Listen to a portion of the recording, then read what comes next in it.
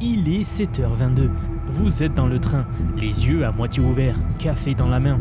Et pendant ce temps, votre ordinateur, allumé, sans surveillance, reçoit un message depuis votre téléphone. Un message à Claude. Et en quelques secondes, votre IA ouvre vos applications, clique sur les bons boutons, rédige un compte rendu que vous retrouverez sur votre bureau en arrivant. Non pas un robot physique, non pas un script bricolé. Claude Code qui contrôle votre souris et votre clavier à distance pendant que vous finissez votre café. Cette semaine, Anthropic a lancé 2 fonctionnalités qui changent radicalement la façon de déléguer le travail à une IA. La première, le Computer Use, disponible depuis le 23 mars dans Claude Cowork et Claude Code. La seconde, Auto Dream, donc une feature encore plus discrète et pourtant fascinante, découverte par les utilisateurs les plus curieux. Et ce qui est frappant ici, c'est que les deux mises ensemble commencent à dessiner quelque chose qui ressemble vraiment à un collaborateur numérique virtuel. Un qui travaille quand vous êtes absent et qui consolide ses souvenirs pendant que vous dormez. Alors oui, vous avez bien entendu, votre IA fait maintenant des siestes. Dans les prochaines minutes, vous allez comprendre comment le Computer Use fonctionne concrètement, ce que Dispatch change à votre rapport à l'IA et pourquoi AutoDream est peut-être la fonctionnalité la plus sous-estimée de l'année. Parce que derrière un nom poétique se cache une réponse intelligente à un problème que presque tous les utilisateurs de Claude Code avaient, sans forcément savoir le nommer. Mais juste avant, 2 secondes, j'ai quelque chose à vous présenter, et ça peut changer votre façon d'utiliser l'IA. Vous savez, plus vous utilisez l'IA et plus vous réalisez un truc. Tous les modèles ne se valent pas sur toutes les tâches. Claude est imbattable sur le code et le raisonnement long. Gemini de Google qui gère des documents entiers sans sourciller. ChatGPT qui reste aujourd'hui excellent pour les conversations et la créativité. Et pour les images, nous avons Flux ou Nano Banana ou Seedream. Ils sont tous au top en ce moment. Je ne vous apprends rien en vous disant que les gens qui tirent vraiment le meilleur de l'IA aujourd'hui, c'est ceux qui savent switcher selon la mission à accomplir. Mammut AI, c'est exactement ça. C'est une plateforme en ligne qui regroupe tous ces modèles-là, texte, images, raisonnement, etc.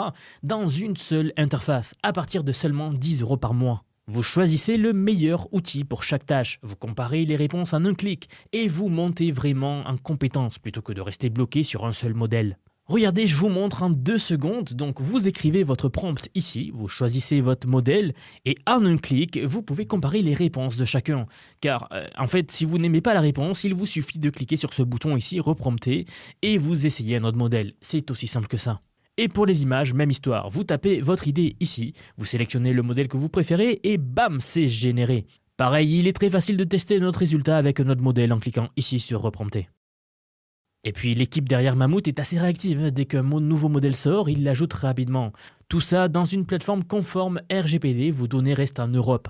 Alors c'est pas négligeable si vous gérez des données sensibles. Le lien est en description sous cette vidéo, c'est assez simple et c'est probablement la meilleure façon de débuter ou même de progresser avec l'IA en ce moment. Alors n'hésitez pas à aller le tester dès maintenant. Allez, on reprend la vidéo. Je vous propose de commencer par le plus spectaculaire. Le Computer Use, c'est la capacité pour Claude de prendre littéralement le contrôle de votre ordinateur. Pas d'une machine virtuelle dans le cloud, votre propre ordinateur avec vos propres applications, vos propres fichiers. Il peut ouvrir des fenêtres, naviguer dans les menus, cliquer sur des boutons, remplir des formulaires, lancer des outils de développement et j'en passe. Et tout cela sans aucune configuration technique préalable, disponible dès maintenant pour les abonnés Pro et Max. En Research Preview bien sûr, ce qui veut dire que Anthropic continue d'affiner la chose en temps réel. Ce qui est bien pensé dans la conception, c'est surtout la hiérarchie des actions.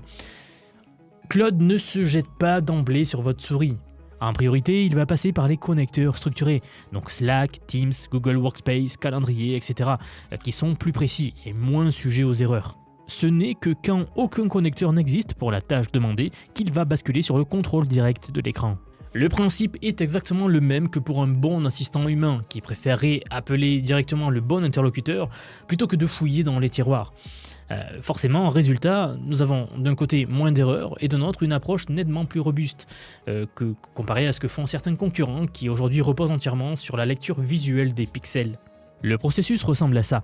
Vous donnez une instruction, Claude prend une capture d'écran, il va analyser l'interface et identifier les éléments qu'il doit manipuler. Il zoome parfois sur une zone précise pour être sûr de cliquer au bon endroit et ensuite il va exécuter l'action. Le tout en vous demandant la permission avant d'accéder à chaque nouvelle application. Un exemple concret, vous demandez à Claude d'exporter un pitch deck, une présentation en PDF d'une réunion et de la joindre à une invitation de cette même réunion.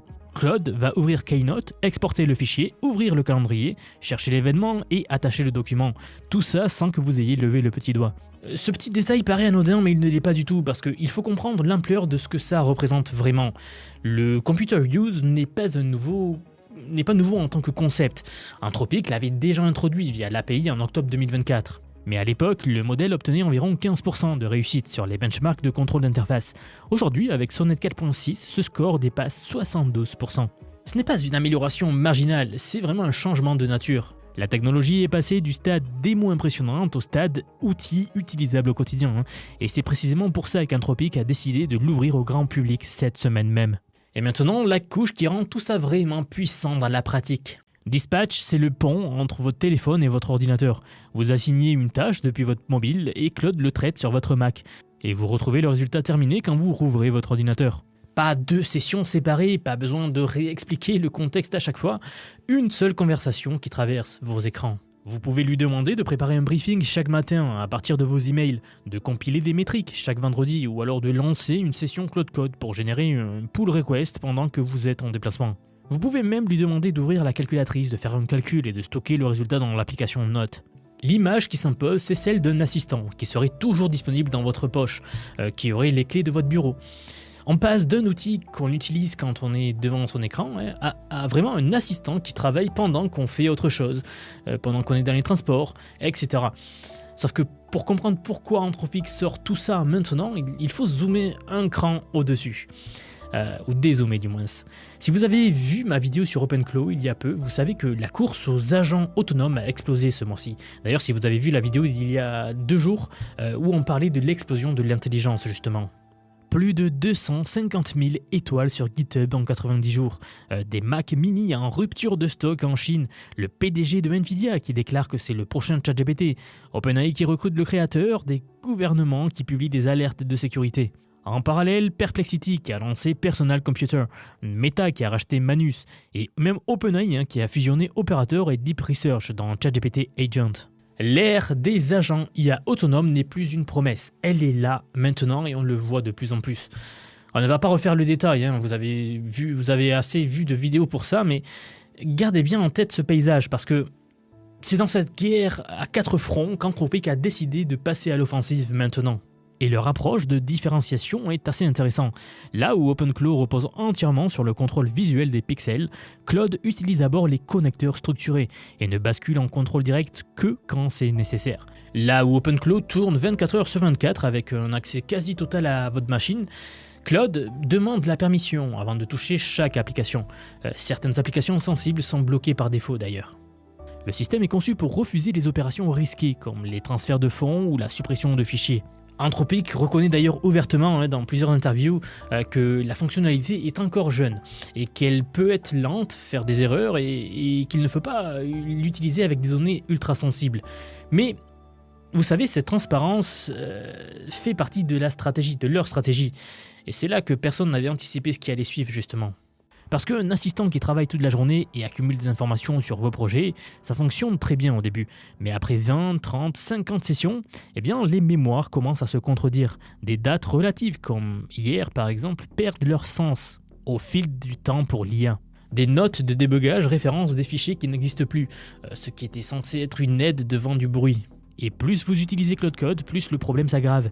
Votre assistant numérique se retrouve à nager dans ses propres notes au lieu de les exploiter. Pour comprendre l'ampleur du problème, il faut connaître AutoMemory.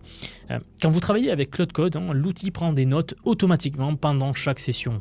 Il enregistre vos décisions d'architecture, vos préférences de code, les patterns de debug, les commandes de build.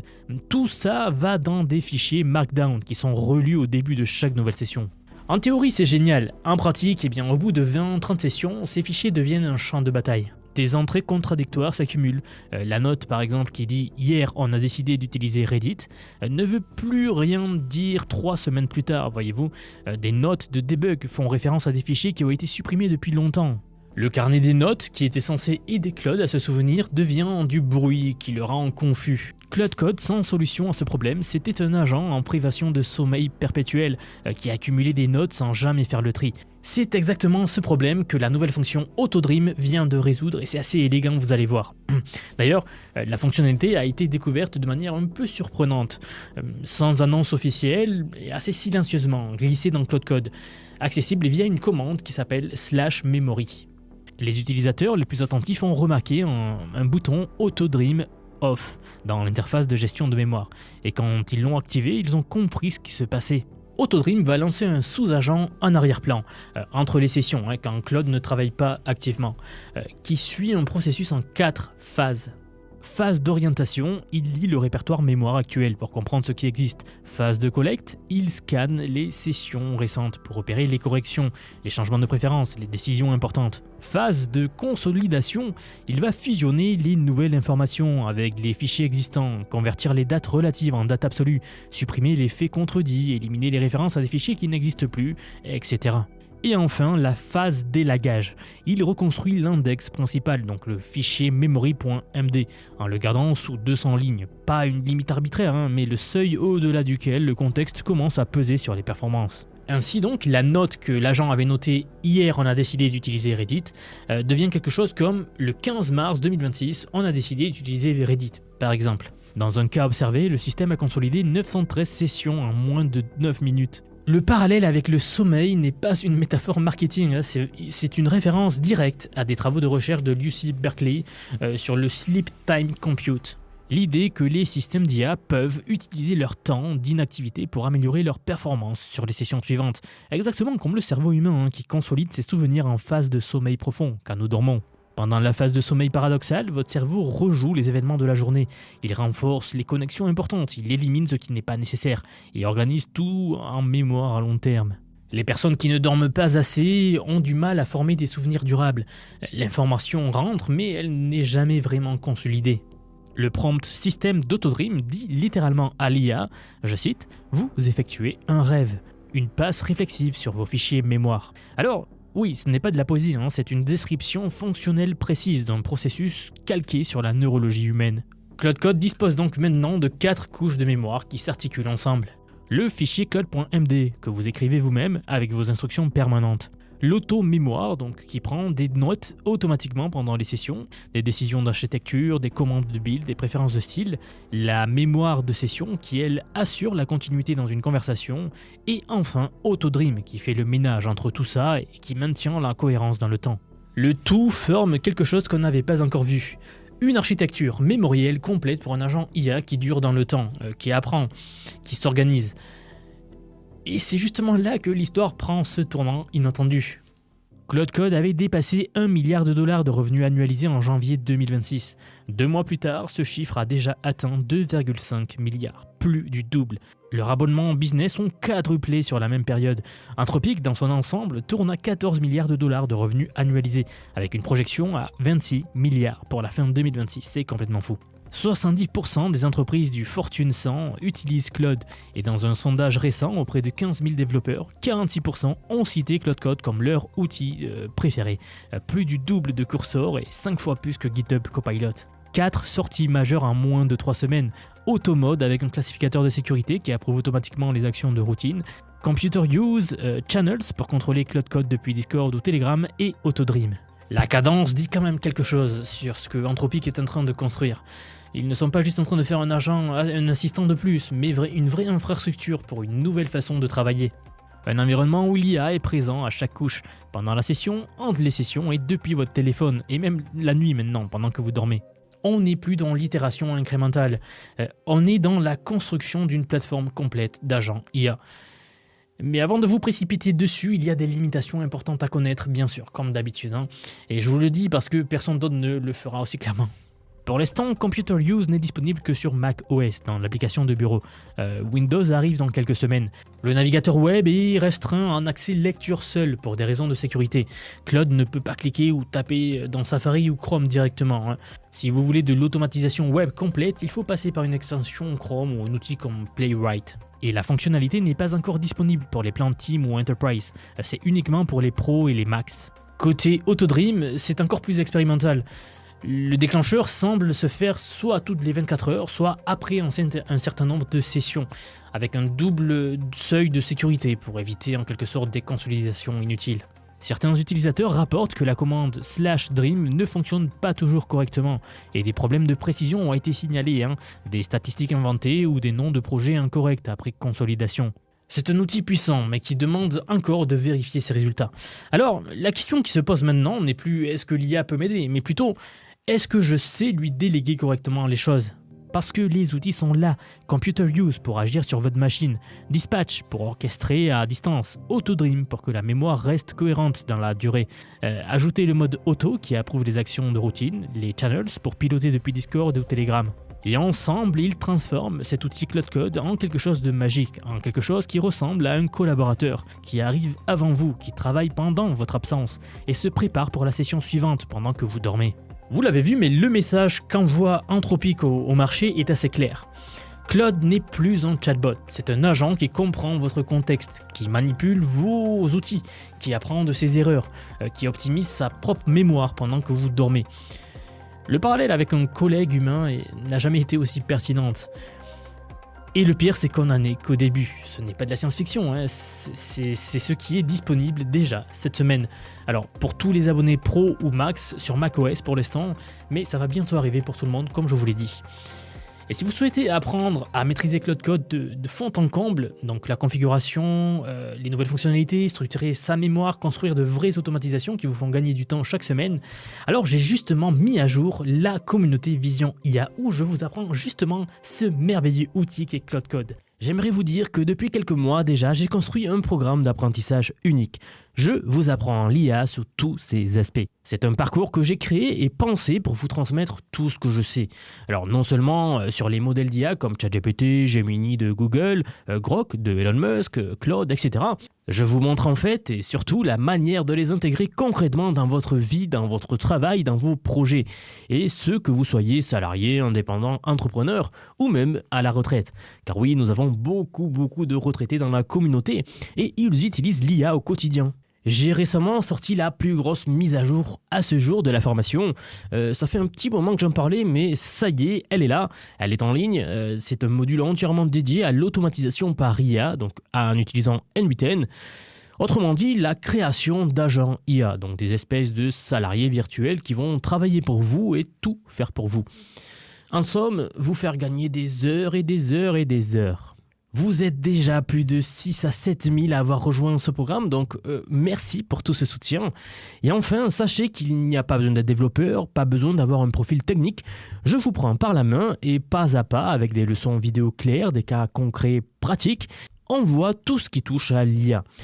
Dernier point, mais pas des moindres bien sûr, si vous nous rejoignez aujourd'hui, vous aurez accès à toutes les évolutions du futur.